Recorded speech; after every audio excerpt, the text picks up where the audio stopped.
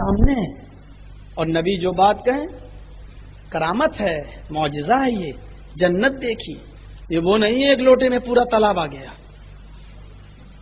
یہ وہ کرامت نہیں ہے رابعہ بصری سمندر میں نماز پڑھ رہی تھی، قبلہ معلوم نہیں تھا، اٹھ کے پہنچ گیا خانہ کعبہ۔ خود کہتے ہیں کہ اللہ کا ولی بننے کے لیے 40 دن تک فجر کی اور تہجد کی نماز پڑھنا ضروری ہے، نہ تکبیر چھوٹے اور نہ تہجد کی نماز چھوٹے۔ خود بیان کرتے ہو اللہ کا ولی بننے کے لیے شرط 40 دن تک ایک بھی تہجد کی نماز قضا نہیں ہونی چاہیے۔ پھر کوئی عورت ولی اللہ بن سکتی ہے؟ 40 دن تک نماز پڑھ سکتی ہے؟ 40 دن تک بیچاری وہ تہجد کی نماز پڑھ لے گی، قضا نہیں کرے گی؟ خود فیصلے من گھڑت منصوبے بناتے ہو اور خود بیچارے ڈائنامائٹ کرتے ہو، سمجھ میں نہیں آتا۔ انی رأیت الجنت، میں نے جنت دیکھی۔ کس نے کہا؟ اللہ کے نبی نے فرمایا۔ کیا دیکھی؟ جنت۔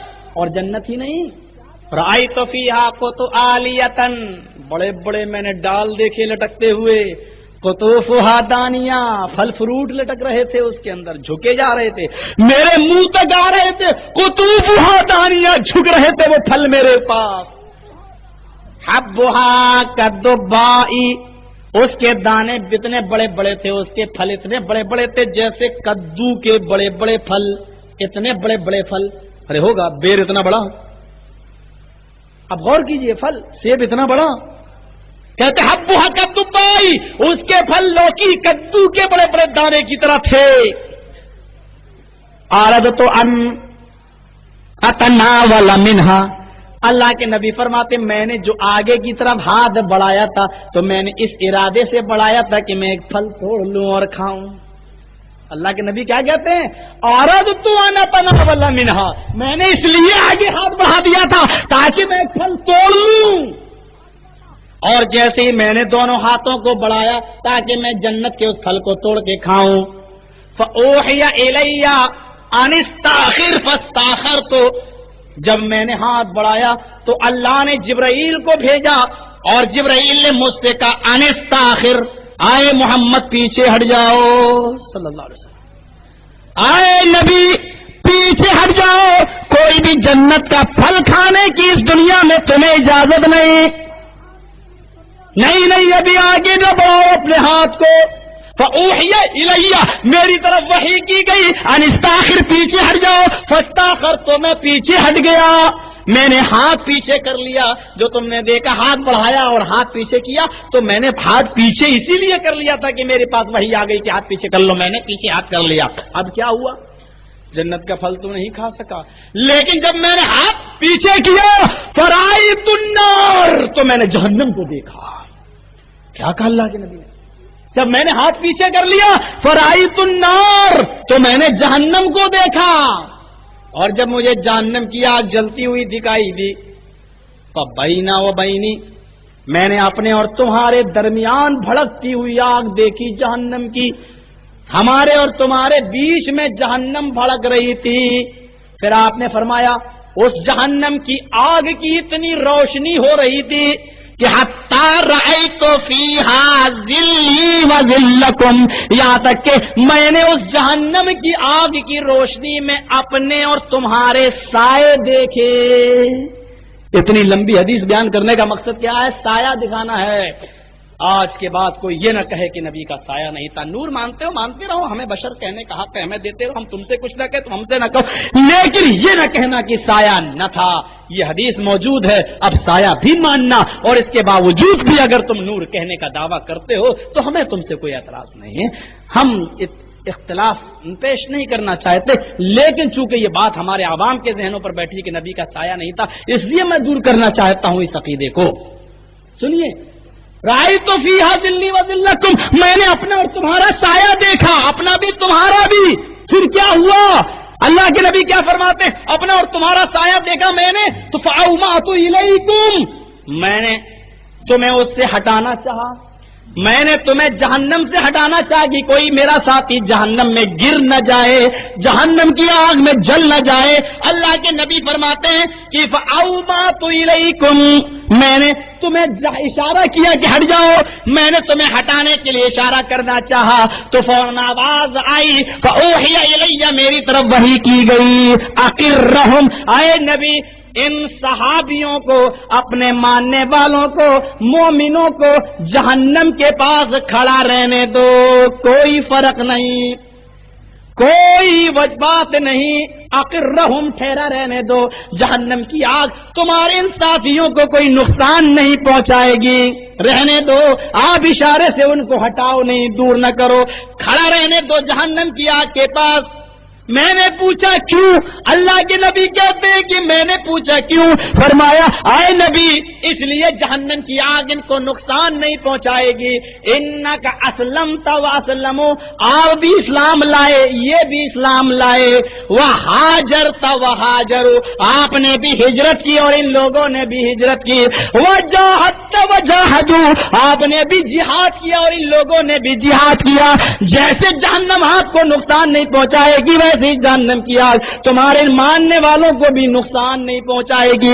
وہ لوگوں حدیثیں پڑھ پڑھ کے سناتا ہوں، اللہ کی قسم سیرت رسول کے اس واقعے میں اس کو بھی لے لینا کہ اللہ کے نبی بشر ہیں، انسان ہیں، اور اللہ نے کہلوا بھی دیا قل انما انا بشر مثلکم، اے نبی ڈنکے کی چوٹ پر اعلان کر دو، یہ کہہ بھی دو کہ میں بشر ہوں، بشر ہوں، اور بشر کا اعلان کیسے کرو؟ مثلکم کہہ کر، مثلکم کہ جیسے تم ہو ویسے میں ہوں۔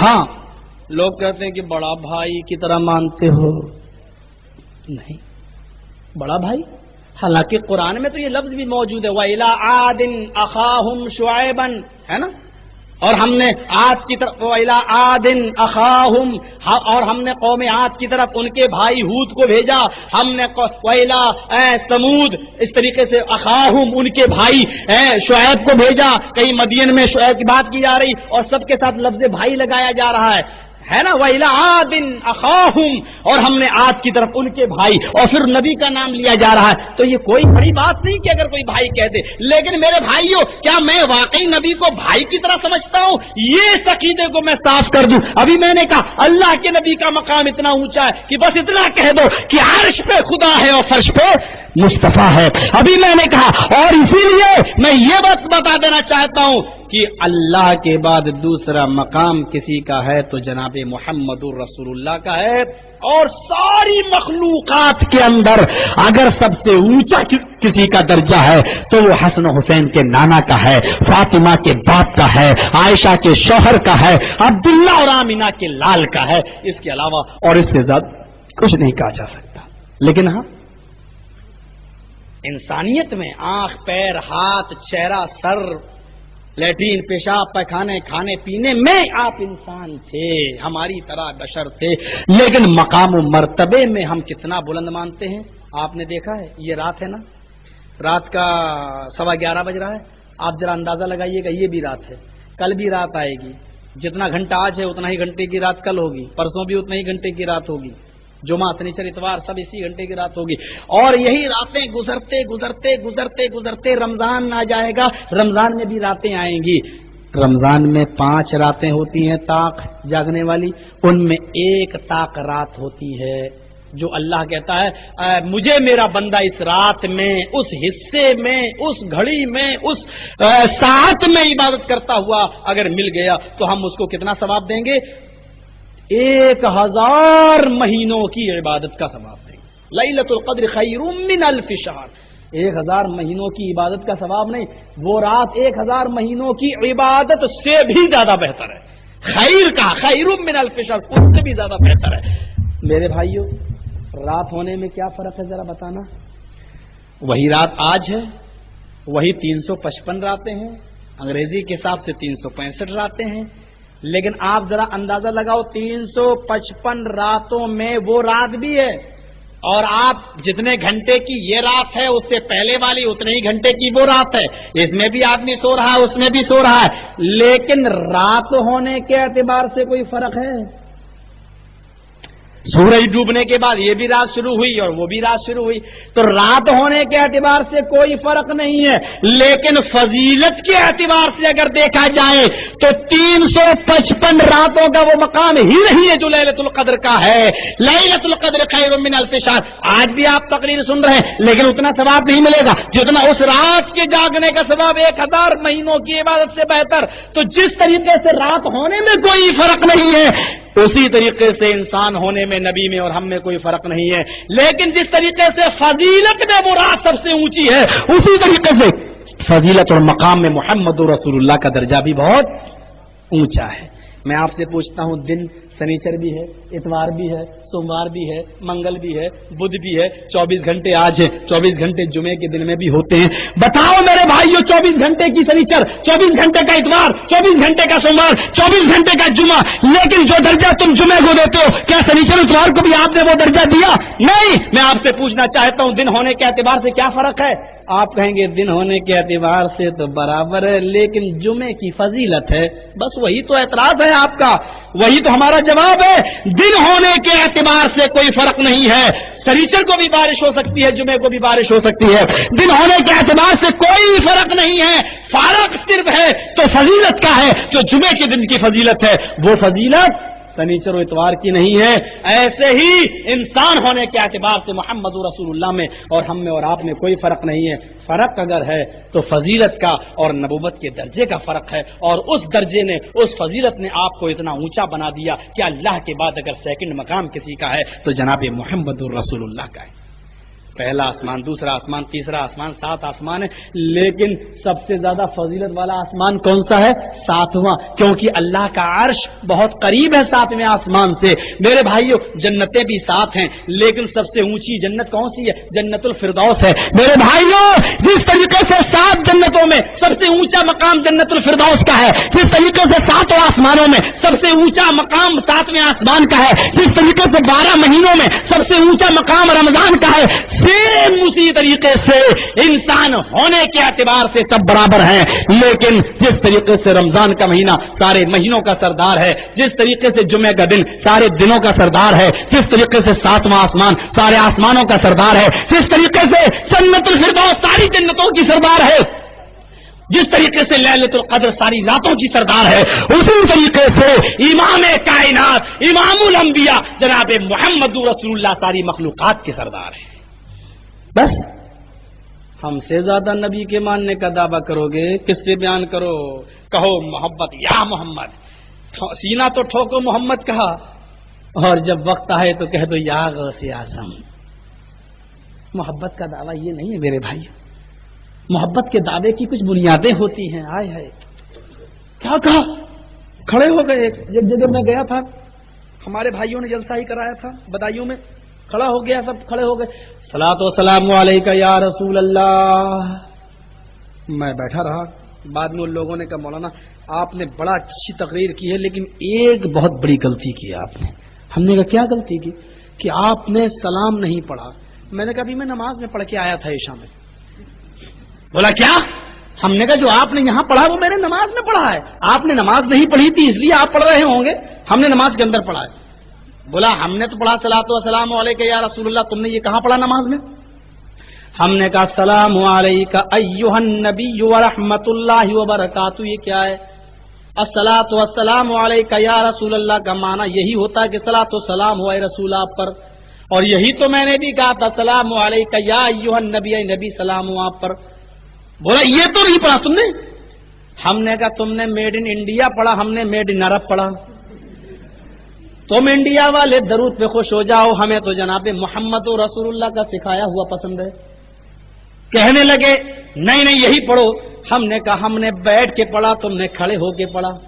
ہمارے نبی نے ہمیں بیٹھ کے بتایا، تم نے کھڑے ہو کر ایجاد کر لیا۔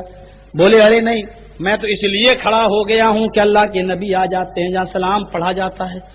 ہم نے کہا لو صاحب، اللہ کے نبی کو حاضر و ناظر مانتے ہو یا نہیں؟ کہنے لگا ہاں۔ ہم نے کہا جب مانتے بھی ہو تو آنے کا کیا سوال؟ کہنے لگا سلام پڑھا جاتا ہے وہاں آتے ہیں۔ ہم نے کہا اس کا مطلب یہ ہے کہ جہاں سلام نہیں پڑھا جاتا وہاں سے غائب رہتے ہیں۔ بھائی تم نے سلام پڑھا، نبی آ گئے، عقل سے ذرا تھوڑی دیر کے لیے مجھے بتاؤ چلو میں نے مان لیا، میں کھڑا ہو گیا، میرے بھائیوں بڑے پیار سے کہتا ہوں گالی جس کو دینا ہو دے دے، ہمارے نبی اکرم نے گالی نہیں بتائی، قرآن نے کہا ادعو سبیل ربک بالحکمہ، حکمت سے بلاؤ لوگوں کو۔ ہم تمہیں بڑے پیار سے اپنا بھائی سمجھ کے بلاتے ہیں، ذرا آؤ تو صحیح اور غور سے بتاؤ کہ جب ہم نے السلام علیکہ الصلاۃ والسلام علیکہ یا رسول اللہ پڑھا تبھی نہ اللہ کے نبی آئے، تو تم خود بتاؤ کہ جب تم آج کھڑے ہوئے ہو صلاۃ و سلام پڑھ کر کے نبی آ گئے، اب یہ بتاؤ کہ